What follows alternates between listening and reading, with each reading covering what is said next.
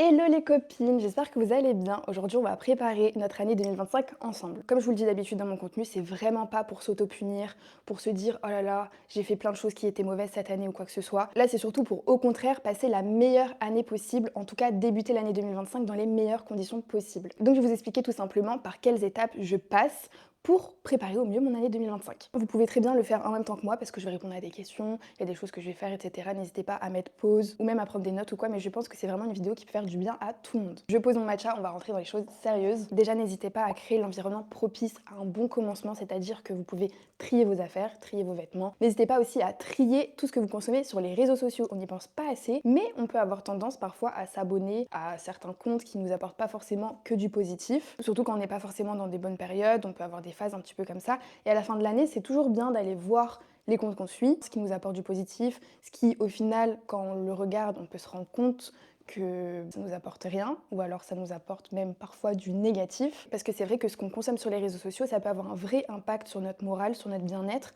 donc c'est quelque chose d'important. Évidemment, tous mes conseils sont modulables. S'il y a un truc où tu penses que ça va pas te mettre bien, s'il y a une question où tu penses que ça va pas te mettre bien, n'y réponds pas. Vraiment, notre processus d'évolution en tant qu'humain, il faut que ce soit un plaisir, il faut que ce soit lié au bien-être, parce que si c'est pour se mettre mal, vraiment ça sert à rien, ça va être contre-productif. Ensuite, deuxième étape, on va faire un bilan de l'année 2024. Personnellement, j'aime pas regarder mes résolutions du début d'année. C'est pas quelque chose que je fais parce que on est humain. En général, j'aime bien me fixer plein d'objectifs et évidemment, un an ça passe super vite, c'est seulement 12 mois. Donc je sais très bien que j'aurai pas rempli tous mes objectifs à fond et ce n'est pas grave. Donc le fait de faire un bilan sur si j'ai réussi mes objectifs 2024 ou quoi, je trouve ça contre-productif. Personnellement, je le fais pas. Après, si toi, ça te fait te sentir bien, si toi, ça te motive, fais-le. Mais je pense qu'en globalité, c'est pas forcément positif de faire ça. Autre chose qui est très important, mais là, on va surtout se focaliser sur nos émotions, sur ce qu'on ressent, nous, à l'intérieur de nous-mêmes, et il faut vraiment essayer de ne pas du tout faire attention à ce que tu renvoies dans la société. En gros, si toi, ça te fait plaisir d'être bienveillante, d'être douce, etc., mais qu'il y a des gens autour de toi qui te disent « Oh, mais c'est chiant, t'es lente, t'es pas assez dure, t'es trop naïve, etc. » Il faut pas faire attention à ça, parce que moi, je sais que j'avais l'impression de calquer un petit peu ma personnalité avant, en tout cas quand j'étais au lycée, que j'étais plus jeune, etc. Vraiment d'essayer d'être une personne cool, fun, intéressante, alors que le cœur de ma personnalité, c'est vraiment l'entraide, le fait d'aimer les choses spirituelles, les petites choses douces de la vie, etc. Et avant, je voulais vraiment juste être stylée aux yeux de la société. Le fait de devenir la meilleure version de soi-même, c'est le fait de devenir ce qu'on a toujours voulu être au fond de nous, ce qu'on est vraiment, mais à fond, à fond, à fond, à fond, sans faire attention à tout ce qu'il y a autour. S'il y a des traits que tu as envie d'avoir parce que c'est stylé dans la société, essaie de les identifier et de ne pas vraiment te rattacher à ça. C'est pas si facile à faire, mais j'en parle pas mal dans mes podcasts. N'hésitez pas à aller les écouter parce que c'est vrai que mes épisodes de podcast vont être assez complémentaires de cette chaîne YouTube, même si vous n'êtes pas obligé d'écouter chaque épisode de podcast pour comprendre ce que je vais faire ici. Mais en tout cas, si vous êtes dans une démarche de vous améliorer, d'évoluer, mais tranquillement, sans pression, etc., si vous consommez les deux, ça va encore plus vous aider, je pense. Donc, bilan de l'année 2024. On va d'abord penser à nos réussites. Pas besoin d'avoir fait des choses choquantes. Il n'y a pas forcément besoin d'avoir gravi l'Everest, il n'y a pas forcément besoin d'avoir passé des examens. Non, les choses qui te rendent fier, toi personnellement, même si aux yeux des autres, ça n'a pas l'air fou, tu peux tous les noter quand même. Je vais vous donner des exemples avec ce que j'ai écrit pour moi-même, mais ça peut vraiment concerner toutes les choses qui t'ont rendu fier. Pense aux défis que tu as eus, aux obstacles que tu as réussi à franchir et dont tu peux être fier. Donc personnellement, j'ai noté par exemple que je suis hyper contente de réussir à dire non maintenant. Cette année, j'ai énormément évolué sur le fait d'être une people pleaser. Franchement, c'est vraiment pas facile et je sais que j'ai encore beaucoup de chemin à faire, mais par contre c'est vraiment la première année où je fais de vrais efforts sur ça, donc je peux être fière de moi. J'ai aussi beaucoup progressé par rapport à mon anxiété, même si pareil, je pense que j'ai fait 5% sur 100%, mais je suis quand même fière de ces 5%. J'ai appris à plus lâcher prise, je me suis moins laissée abattre par certains moments, puis je perdais énormément de temps sur ma vie avec des problèmes que je pouvais pas résoudre. J'étais tellement frustrée que je restais dans ce sentiment de frustration, mais je restais bloquée et moi après j'avançais plus dans ma vie. Donc ça c'est un effort que j'ai fait tout au long de l'année et dont je peux être fière, et je suis fière aussi de tout le contenu que j'ai produit cette année. Tu peux aussi noter toutes les choses que tu as dépassées qui ont été difficiles à surmonter, mais que tu as quand même surmonté. Félicite-toi pour ça parce qu'il y a peut-être des personnes qui l'auraient beaucoup plus mal pris, il y a aussi des personnes qui auraient peut-être mieux géré, mais vois le côté positif. C'est vraiment le but de ma chaîne de toute façon, de vraiment vous faire voir la vie du côté la plus positive possible. Deuxième question, quelles sont les choses que j'ai appris cette année? Alors là, pas besoin du tout de se prendre la tête, de se creuser la tête et de mettre vraiment toutes les leçons que tu as apprises cette année, mais en tout cas celles qui t'ont marqué. Creuse par rapport aux expériences qui t'ont fait du mal. Par exemple, si tu as eu beaucoup de mal à surmonter une épreuve, ça t'a sûrement appris quelque chose de positif derrière. Comment tu as géré certains soucis, les phrases qui t'ont marqué. Perso, j'ai appris à mieux identifier mes limites, les choses dont je n'ai pas besoin en amitié, les choses dont j'ai besoin en amitié. Je sais par exemple que maintenant, je ne peux pas être amie avec des personnes qui ont besoin de trop d'attention. J'ai besoin d'amis qui sont indépendants. Et ça, c'est quelque chose que maintenant, je peux vraiment exprimer aux personnes que je rencontre. Si on commence à devenir proche, je sais que c'est quelque chose que je peux dire et ça permet d'avoir des relations plus saines. Un exemple de quelque chose que tu as pu apprendre cette année si tu commences le développement personnel, par exemple, personne ne va te sauver. Il n'y a que toi qui peux te sauver, il n'y a que toi qui peux aller rechercher ton propre bonheur. Personne ne va pop dans ta vie, te donner tout le bonheur du monde et après tu seras bien toute ta vie. Ça n'existe pas. Même si quelqu'un arrive et fait ça, ça va jamais durer 1000 ans. Au bout de 3-4 ans, tu vas voir qu'il va y avoir des choses à soigner chez toi. Et moi, c'est ce qui m'est arrivé avec mon copain. Il y a une période où ça allait pas du tout, mais c'était parce que moi, ma santé mentale, je l'avais reposée quasiment que sur lui et je m'en étais pas occupée personnellement. Alors que c'était pas à lui de me sauver, encore une fois. J'ai aussi appris à davantage célébrer mes petites réussites, parce que ça fait énormément de bien et c'est quelque chose qu'il faut que je continue cette année. Troisième question que j'adore vraiment, c'est pour finir l'année 2024 sur une bonne note, mais retiens tous les moments qui t'ont marqué cette année. Note tous les moments qui t'ont fait sourire, qui t'ont fait du bien, même si c'est des petits moments. Moi, par exemple, je peux très bien noter quand j'ai découvert que j'adorais la peinture. Plus tous les petits moments où je m'accorde un petit temps pour peindre. Comme ça va t'inciter à le faire davantage pendant l'année 2025. Tous les moments que j'ai passés avec mes proches, évidemment, surtout ma famille et mes meilleurs amis. Tous les moments où je peux vous croiser aussi dans la rue et échanger un petit peu avec vous, j'adore. Et toutes mes morning routines, toutes mes night routines, tous les moments, toutes les journées où j'ai pris soin de moi, c'est quelque chose qui m'a marqué cette année parce que je me rends compte à quel point aussi je le fais pas encore assez souvent, même si j'essaie. Mais sur le moment, ça me fait tellement du bien et je sais que ça fait partie de mes meilleurs moments chaque semaine, chaque jour. Parce qu'au final, si on vit pas pour les moments heureux, pour les petits instants heureux, pourquoi on vit? Et c'est super important de le noter et d'en prendre conscience. Quatrième point, ce que j'aurais pu faire de mieux. Encore une fois, on parle pas d'autopunition, on va vraiment parler de ce qu'on aurait pu faire de mieux. Sans parler de ce qu'on a fait de mal, de ce qu'on a fait de mauvais ou quoi que ce soit. Ça, on s'en fiche. On pense seulement à ce qu'on peut améliorer. Ça change vraiment tout en fait de faire cette petite nuance. Et c'est surtout qu'il faut se concentrer sur ce qu'on aurait pu faire de mieux pour prendre soin de soi, pour se sentir encore mieux et pas pour plaire aux autres, etc. Donc personnellement, je trouve que cette année, même si j'en ai pris un petit peu soin, je trouve que j'aurais pu prendre encore plus soin de ma santé mentale. Et ma santé physique, j'en parle même pas, j'ai arrêté le sport. Donc ça, il faut vraiment que j'y refasse attention parce que ça compte finalement au niveau du mental aussi. Il faut que je réussisse à avoir une routine plus régulière. Il faut que je fasse plus souvent mes morning routines, mes night routines. J'aurais pu aussi mieux gérer mon temps, être mieux organisée, mais ça, c'est en progression. Même si pareil, cette progression-là sur l'organisation, et c'est hyper important de se rendre compte que même si on a évolué qu'à 5%, on a évolué. Mais c'est important d'être conscient quand même qu'on peut faire encore mieux. Et surtout, si j'évolue seulement de 5% encore cette année, tant pis. J'aurais quand même évolué de 5% et c'est déjà très bien. Donc voilà, dernier point sur ce petit bilan, c'est ce dont j'ai hâte pour 2025. Comme ça, pareil, on commence à avoir hâte pour l'année prochaine. Il faut voir cette année d'un aspect positif. Comme ça, loi d'attraction, tout ça, vous connaissez. Mais je trouve ça trop bien de noter toutes les choses qui te motivent, qui t'enthousiasment, tous les projets que tu as envie de réaliser, les projets que tu as envie de vivre, les activités que tu as envie de commencer, les moments que tu as hâte de passer. Perso, j'ai hâte de continuer ma chaîne YouTube et de voir où ça va me mener à force. J'ai hâte de continuer à créer plein de contenus différents, etc. J'ai tellement d'idées que du coup, je suis grave pressée. J'ai hâte d'avoir une routine plus organisée, plus stable, parce que c'est vrai que quand je suis en période d'anxiété, j'ai un petit peu du mal en vrai. Et j'ai hâte aussi de continuer à m'épanouir, à prendre soin de moi, etc. pour me sentir encore mieux l'année prochaine. Vous savez que c'est vraiment la première année où j'ai adoré prendre soin de moi. Vraiment, j'ai découvert ça, le fait qu'on peut avoir une vraie relation avec soi-même. Depuis, je me dis, mais vraiment, ma relation avec moi-même, elle a rien à voir avec celle que j'avais il y a 3 ans. Parce que j'ai commencé vraiment le développement personnel il y a peut-être 7 ans, mais ça a été très progressif. Au début, j'ai pas beaucoup évolué. Et au final, plus j'en fais, plus j'ai envie d'en faire et plus c'est présent dans ma vie. Mais il faut faire attention à ce que ça ne devienne pas quelque chose de toxique non plus et qu'on se mette une pression parce que, évidemment, encore une fois, ça deviendrait contre-productif. En fait, je me rends compte que ce bilan, c'était littéralement du journaling, mais annuel. C'est littéralement ce que je fais le matin, mais pour l'année. Que dire à part vivre le journaling? Ce truc-là, ça m'a vraiment changé la vie, alors qu'avant, je pensais que c'était du bullshit, mais en fait, c'est juste qu'il faut le faire seulement quand on en ressent le besoin. Faut pas se forcer, quoi. Comme dans tout en développement personnel, il faut jamais se forcer. Maintenant que ça c'est fait, on va passer à notre vision board. Je vais vous montrer comment je crée le mien, même si je vais faire une version plus détaillée sur mon réseau social de vidéos courtes. Mais alors vous écoutez cette vidéo, la vidéo de mon vision board bien détaillée, etc., elle sera déjà sur mon autre réseau social, donc n'hésitez pas à aller la voir. Mais franchement, le but d'un vision board, c'est vraiment simple. Il faut juste que tu te dises comment je me vois cette année. Genre vraiment, si je passe mon année idéale, comment elle va être cette année. Personnellement, quelque chose auquel je tiens fort, c'est vraiment recommencer le sport et avoir une vie plus structurée, plus organisée. Donc je vais vraiment le pousser sur ça. Après, évidemment, réussite professionnelle, moments heureux avec mes amis, avec ma famille, ça c'est la base, je le mets tous les ans. Mais j'ai envie de pousser un petit peu le côté sportif parce que vraiment, j'ai trop de maux au niveau de mon corps et ça touche la santé mentale derrière et c'est quelque chose auquel je dois vraiment prendre soin. Donc demande-toi pour cette année, vraiment dans l'idéal, qu'est-ce que tu ferais?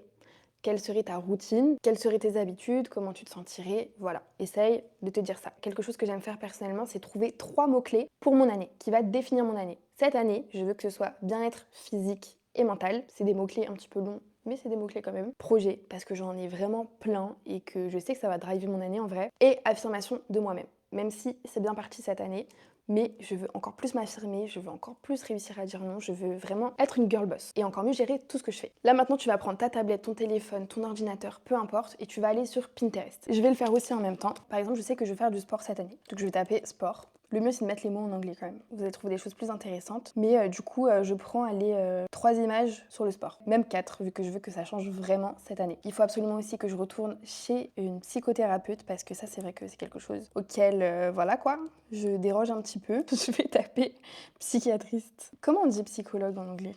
Psychotherapist. Je vais vraiment mettre des images de gens qui sont en session de thérapie. Parce que cette année, il faut vraiment que je sois régulière. Parce qu'en fait, c'est ça mon problème. C'est que j'y vais de temps en temps, après j'arrête, après j'y retourne, après j'arrête, mais il faut que je me force. Donc voilà, après je vais mettre qu'il faut que je continue à bien manger. Bref, vous prenez plein d'images et vous allez faire vraiment un collage. Vous pouvez carrément aller les imprimer à l'imprimerie et vraiment tout découper et mettre ça sur une grande feuille ou alors une petite feuille ou dans un carnet. Mais définissez vraiment le vision board de votre année avec plein d'images qui reflètent ce que vous voulez pour cette année. N'hésitez pas à insérer dans votre vision board des petites phrases, des petits mots qui vous font du bien, qui vous motivent. Par exemple, si tu as tendance à être trop négative, bah, tu peux mettre positivity. Après, c'est vrai qu'on a tendance à les mettre en anglais, mais tu peux très bien les mettre en français aussi. Et le vision board, ce que je te conseille, c'est de le mettre vraiment dans un endroit que tu vas voir souvent. Par exemple, moi je sais que j'aime bien le mettre dans ma chambre, vraiment à côté de l'endroit où je me lève, comme ça le matin, ça me met dans un bon mood. Je le vois, je sais que c'est la vie que je veux et je sais pourquoi je me lève. Je me lève pour avoir cette vie-là. Mais je pense que tout ce genre de petites choses, on se rend pas forcément compte quand on les a pas encore insérées dans notre vie. Mais dès qu'on commence à les appliquer, bah finalement, ça nous rend automatiquement plus productifs plus facilement. C'est vraiment du travail de fond, mais qui a un vrai impact sur notre travail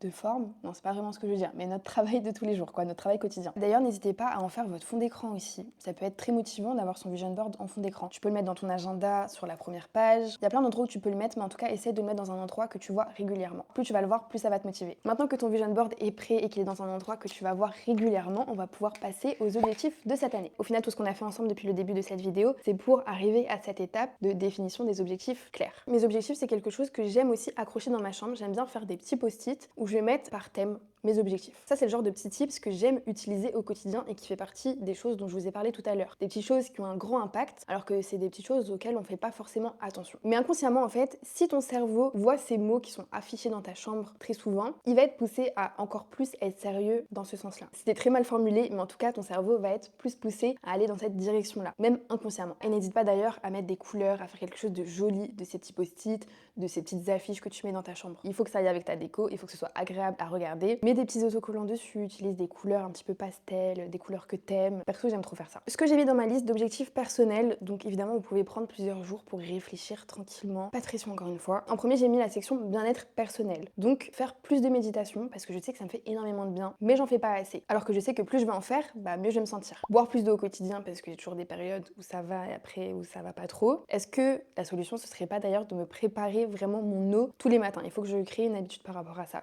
je pense. Me coucher plus tôt, progressivement, parce que ça, c'est un domaine dans ma vie vraiment qui me tend. J'aimerais tellement être une fille qui se couche à 22h et qui se lève à 7h max. Mais pour l'instant, j'y arrive pas. J'aimerais bien faire une séance de sport par semaine. J'aimerais bien reprendre le psy, comme je vous avais dit, au moins 1 ou 2 fois par mois, vraiment que je m'impose des jours. Il faut absolument que je le mette dans mon planning. Par contre, un truc dont je suis très fière cette année, c'est aussi que je mange hyper bien. Donc il faut que je continue à manger hyper bien. En fait, progressivement, avec les années, à la base, je m'imposais au moins un légume tous les soirs. soirs. Et après, petit à petit, tu prends goût aux légumes. Après, tu commences à en mettre aussi le midi. Tu commences à manger aussi des fruits le matin. Et vraiment, franchement, ça s'est fait peut-être en 4 ans. Mais cette année, vraiment, je trouve que je mange super bien. Donc, je vais le mettre sur un petit post-it pour vraiment m'y tenir. Je vous donne des objectifs simples pour vous, mais tu peux par exemple mettre commencer le journaling, en faire au moins une fois par semaine. Tu peux mettre le fait de t'inscrire à un cours de sport. Tu peux commencer le yoga. Tu peux commencer la méditation, en tout cas tester. Essayer de manger un légume tous les soirs, de manger dehors une seule fois par semaine, bref. Il y a tellement de choses qui sont liées au bien-être personnel, physique et mental que je me fais pas de soucis pour vous pour que vous trouviez des objectifs. Essayez juste de vous planifier des objectifs raisonnables. Parce que c'est vrai qu'on peut avoir tendance à trop s'en demander, sauf que ça nous donne pas envie parce qu'après ça nous met une pression et tout. Donc doucement, vraiment, doucement, c'est le mieux et je vous le dis tout le temps. Donc je suis obligée de le redire là, c'est super important. Si t'arrives pas à te mettre au sport depuis 3 ans alors que t'en as vraiment l'envie, ne te mets pas le fait de faire 3 séances de sport par semaine direct. Parce que évidemment, tu vas continuer à ne pas réussir. Essaie déjà de te tenir à une fois du sport toutes les 2 semaines par exemple. Enfin, je pense que vous avez compris. Ensuite, moi, ce que j'ai mis, c'est carrément un post-it dédié à mes relations parce que je sais que je suis trop dans mon travail et que j'en oublie un petit peu mes relations parfois. Donc, prévoir un message par mois avec mes proches éloignés pour demander des nouvelles à chaque fois. Sortir au moins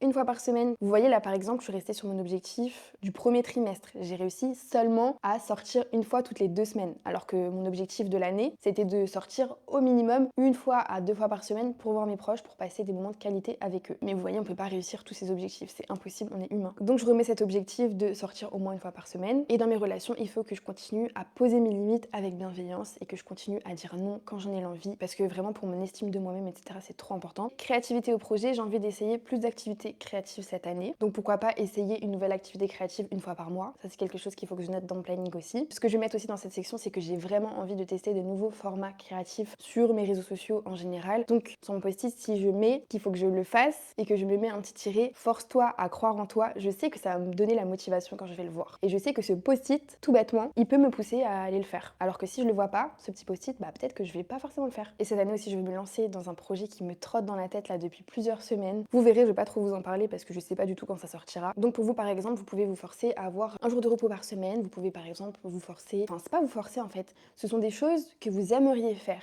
Il faut pas que ce soit des obligations contraignantes, il faut que ce soit des choses qui vous font du bien. Il faut écrire par exemple, trouver un moment par semaine où j'exprime ma créativité, faire mes devoirs le samedi au lieu du dimanche pour ne pas être stressé. Seulement des choses qui vont vous faire du bien et qui vont vous permettre d'améliorer votre vie. Ensuite, quelque chose que j'adore faire au début d'année et auquel on pense pas forcément, j'ai jamais vu ça sur les réseaux ou quoi, mais j'aime bien me planifier un très bon moment pour début 2025. Comme ça, je suis encore plus excitée de commencer cette nouvelle année et ça me met dans un bon mood. Si tu as une vision positive de ton année dès 2024, pour 2025, forcément, ça va t'attirer ce truc de plus égale plus qui va faire que tu vas passer une meilleure année. Enfin, moi, c'est ma façon positive de voir la vie et je sais qu'il y en a qui m'écoutent, qui voient la vie de la même manière. Donc, voilà. En vrai, ça peut être un petit peu n'importe quoi. Tu peux très bien t'organiser juste le 1er janvier ou le 2 janvier ou le 3 janvier ou en tout cas dans les 2 premières semaines de janvier, une journée où tu vas faire que des choses qui te font grave plaisir. Tu peux aussi te prévoir un week-end ailleurs, mais quelque chose en tout cas qui va te permettre d'être excité de ce début d'année. Mais l'idée là, c'est vraiment de créer un souvenir positif, un début positif par rapport à cette année pour bien commencer l'année avec une bonne énergie, bien boostée, bien motivée. Et dernière étape pour continuer à avoir une vision claire sur ses objectifs et continuer à évoluer constamment toute l'année sans pression, c'est de faire des petits check-ins tous les 3 mois. Parce que 3 mois, c'est vraiment le temps idéal pour avoir un petit peu évolué sans se mettre de pression. Donc personnellement, pour appliquer ça dans mon planning, je prends juste la dernière semaine du premier trimestre, donc la dernière semaine de mars et la première semaine d'avril, je vais les surligner, comme ça je sais que durant ces 2 semaines-là, il faut que je me planifie un jour, enfin pas une journée entière, mais vraiment juste quelques petites heures où je vais faire un point sur mes objectifs, etc. Et ça, je le fais à chaque fin de trimestre, donc entre la dernière semaine de mars et la première semaine d'avril, entre la dernière semaine de juin et la première semaine de juillet, et entre la dernière semaine de septembre et la première semaine d'octobre. Ce que je vais faire à chaque fois dans ces moments-là, c'est que je vais noter toutes les réussites des 3 derniers mois. Les choses que j'ai acquises, les choses sur lesquelles j'ai évolué, etc.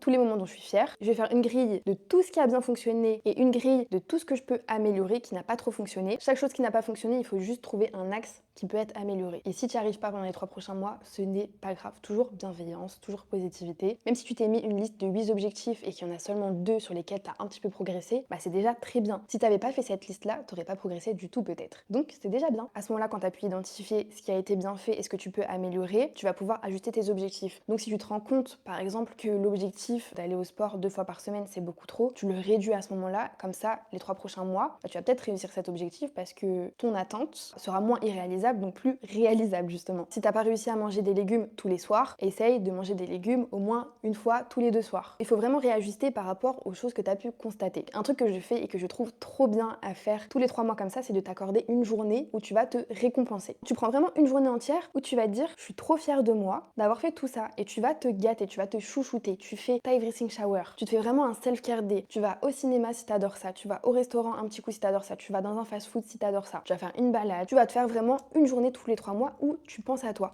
Comme si tu voulais préparer une journée surprise à ta meilleure amie. Et bah tu fais pareil, mais pour toi, avec ce que tu adores faire. Voilà, en tout cas, pendant tous ces exercices-là, gardez bien en tête que ce ne sont pas des exercices d'auto-jugement. Le but, c'est vraiment de rester motivé et aligné avec ce que tu veux être, avec ce que tu veux faire de ta vie, parce qu'en fait, toutes ces étapes-là, elles vont t'aider à t'épanouir encore plus personnellement. Elles vont te forcer à penser à toi, parce que moi, je sais que je suis très altruiste, je pense toujours aux autres, et de garder toutes ces choses-là en tête, bah, ça me force, entre guillemets, à plus prendre soin de moi. Ça fait en sorte que je continue à garder en tête que je suis la personne la plus importante de ma vie. Et j'espère en tout cas que ça pourra vous aider à passer une meilleure année vous aussi. En tout cas, pour la prochaine vidéo, je vous tiens informé de quand elle sortira sur mon canal sur Instagram comme d'habitude. N'hésitez pas à aller me suivre sur tous mes autres réseaux sociaux pour du contenu vraiment quotidien. De toute façon, si vous voulez chercher, toutes ces informations là sont en barre de description de cette vidéo. Donc voilà, je vous fais de gros bisous, on se retrouve très vite. Bisous.